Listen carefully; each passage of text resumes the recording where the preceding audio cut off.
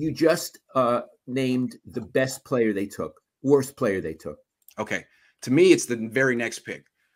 In round 2, they took Drake Jackson, a guy who could become a really good defensive end, premium position. The next round, they took a running back, Ty Davis Price, that most people had ranked later. So I don't know. I'm guessing it was a Kyle Shanahan draft crush. He just had to have him. And in saying, I have to have this guy, they took him way early. So there was no doubt that they would get him. Al Davis used to do stuff like that. He would tell his guys, these are 7 guys I want. Get him. And so he's like, well, I guess we got to draft him around early. Otherwise, we won't get him, and I'll be mad at me. So to me, it was a reach. It was a running back in round 3. They traded up for a running back last year. He's not like Mostert. He's not fast like Mostert. He's another guy like Elijah Mitchell and Jeff Wilson Jr. is another running back like they already have.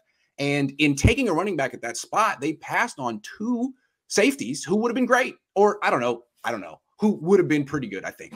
Nick Cross, Kirby Joseph, one of the 2. They could have had a safety who could compete for a starting spot. Instead, they got a running back, and he's not a project. He better be really good right now.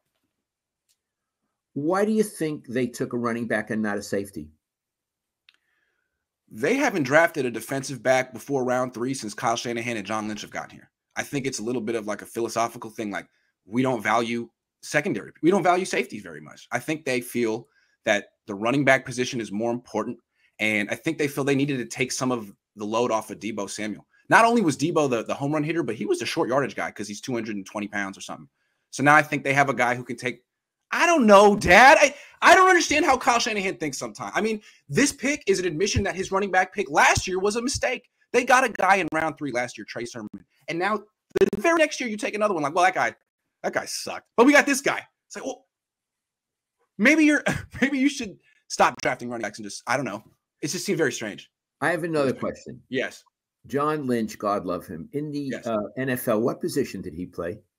Safety.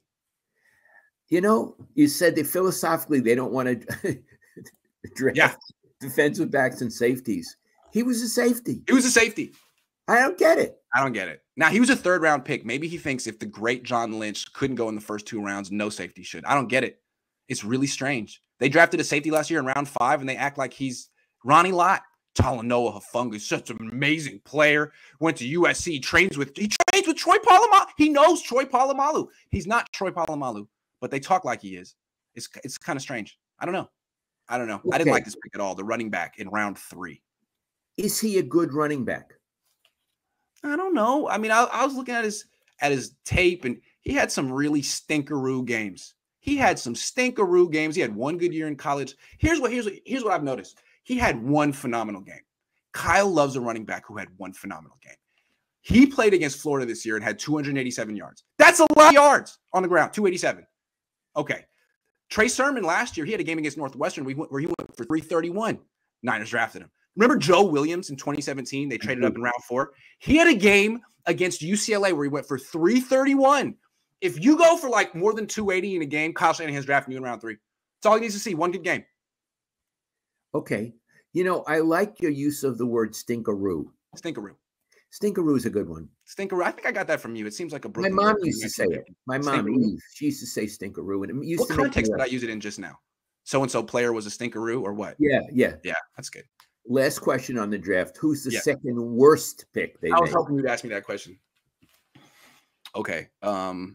They took a cornerback in round 5, but I don't want to. That's deep. Round 5, who cares? Let's talk round 3.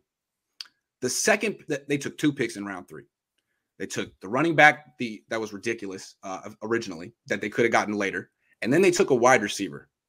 This wide receiver is very fast. But other than that, he's a dead ringer for Dante Pettis. Yes.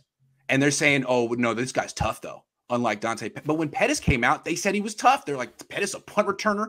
He had 9 punt returns for tough. You can't return punts if you're not tough. Well, that's the Pac-12.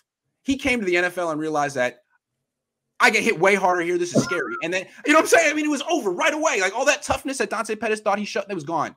This guy, he seems like a faster version of Dante Pettis, and they're going to say, oh, he's a deep threat. I doubt he plays his rookie year. I'm skeptical that he'll ever be anything for this team because, like Dante, if you can't go over the middle and all you do is like one thing, you're probably not going to play very much. So I'm curious about the wide receiver, Danny Gray, in round 3. Where did he go to college? SMU. He catches the ball with his chest, and he's got to play with Trey Lance, who throws the ball harder than most quarterbacks. It seems like a bad fit. I don't know. Okay. I don't know. So I'm going to go with Danny Gray, although Niner fans love that guy. So I'm sorry, Niner fans. Why do Niner fans? Oh, because he's fast. Because he's fast. And Kyle Shanahan picked him. Okay. All right. Yeah. But the way I interpret that little back-to-back pick, the running back and the wide receiver is, say something really bad happened with Deebo Samuel and the Niners can't work it out. Well, they got a running back, they got a wide receiver. Because you got to replace him with 2 players. I'm not saying that'll come to that, but if it comes to that, they're prepared. Okay. That was our segment on the draft. Thank God. I want to move on. Real quick, Jesse says this pick is to ensure Deebo doesn't have to play running back. The O-line draft picks have legit ceilings. I get you have a job to do, but if you actually scout, you'll see. They do have legit ceilings. That's what I said. I just think they're a year away.